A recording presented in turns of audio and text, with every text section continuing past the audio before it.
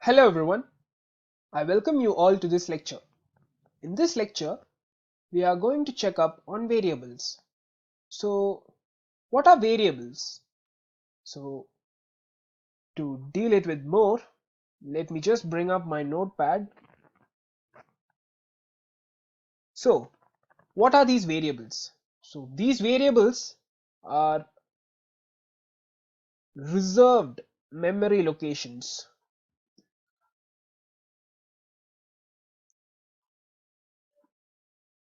They are used to store values actually. So, why variable? So, let me take an example from mathematics, which is 6x plus 7y plus 2z, and let that be equal to 0. So in this expression, the x, y and z are known as variables, and the numbers 6, 7 and 2 are known as coefficients that you might have already studied. So these variables, that is the x, y and z, can have various number of values. So likewise in Python, the variable names can have different set of values, like it can have a float, an integer value and even a string. Also, you can specify as many variable names as you want. So that's how it works. So now let's jump into the program. So now let me take a as the variable name and equal to. So this is known as the assignment operator. So they are used to assign values. So let me take 1 and let me press enter. 1 is the value that has been assigned to the variable name a. If you're not sure, just print a. Now press enter. There you go. The value in a has been printed out. So you can either check this way, just press a alone and just press enter. So this works only in this console, that is when you're using single lines of coding. When you just upgrade up to multiple lines of coding, this won't help you out. So practice this, print a. So moving on to the next, let me type b and let me give value 2 to the variable b. Now the same works, print b. So let me press enter. There you go, 2. So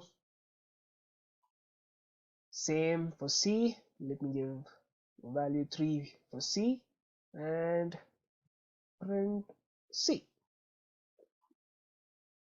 That's it. So now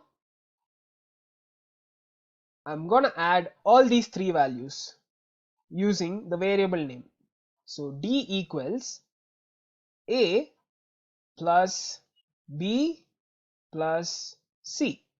Now on pressing enter and print d, there you go, with number 6, 3 plus 2 plus 1.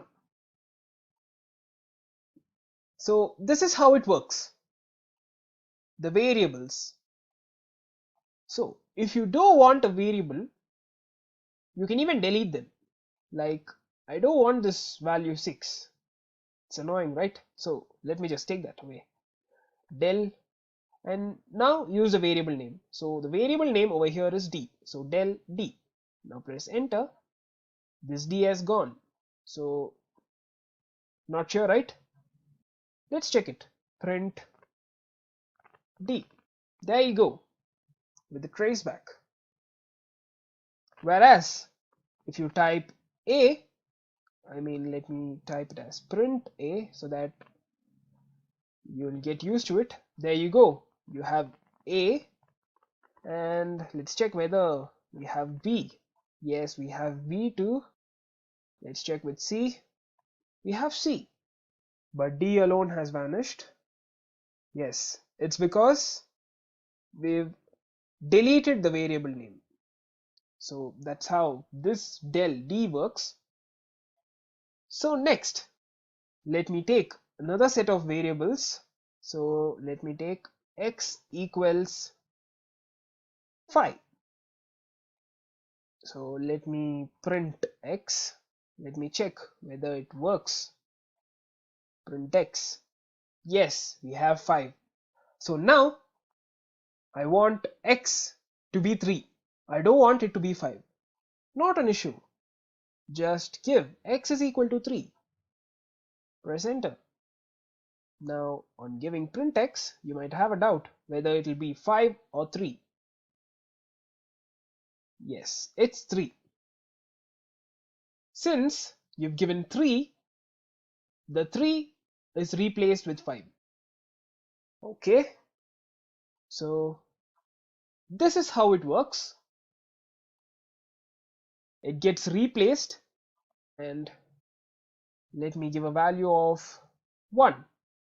Let me press enter, and let's try multiplying it. So x, use the multiplying operator, do y, and print z. And now press enter. There you go with 3. 3 into 1, 3. So this is how it replaces the values with the variable names. So this is how replacing works. So next one, there are some exceptions in creating a variable name. You cannot create a variable name like that. Before getting into those exceptions, I would like to tell you can even use like this. You can even use a string Python. So print a. There you go with Python. So now moving on to the exceptions. The variable name should begin with an alphabet. So a equals 1. So print a. Yes, works fine, no problem. So next, it can also begin like this: underscore a equals 1. Now print underscore a. Enter. Yes, this too works fine. The next exception is you can't use a number. Like, let's try 5 equals 1. Let me press enter. Oops, there's a syntax error. Can't assign to literal. So that's what you can't use a number for a variable name. So next one, for the variable, let me specify a variable name as age, and equals, let me give it 50. So to print age now, let me print age. Yeah, both are right? Age. So let me print. Why is there a traceback? I've printed that correctly. Yes. Do you know why? Those are case sensitive, which means you have to use the small letters, that is the age. In this, you have used the uppercase letter A. So now let me print age again. Now we have it right, 50. So this is how it works. Now moving on to the next, let me give you guys a task. Let it be a challenge. So I want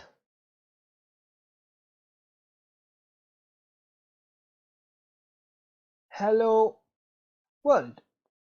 I want this to get printed. So it's up to you guys.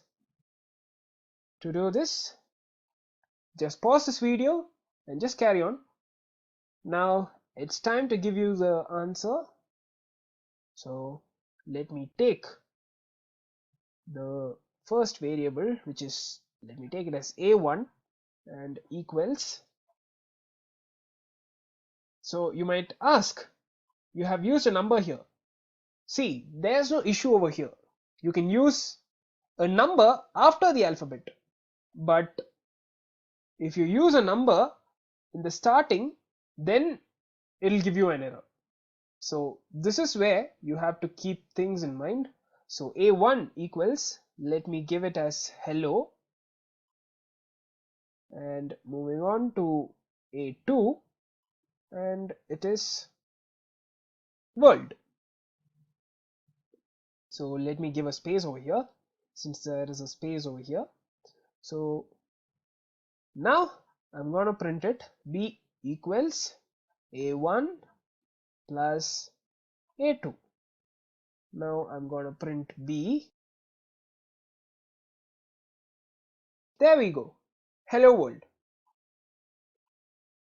So that's it for this lecture. Hope you would have known what a variable is. So thank you.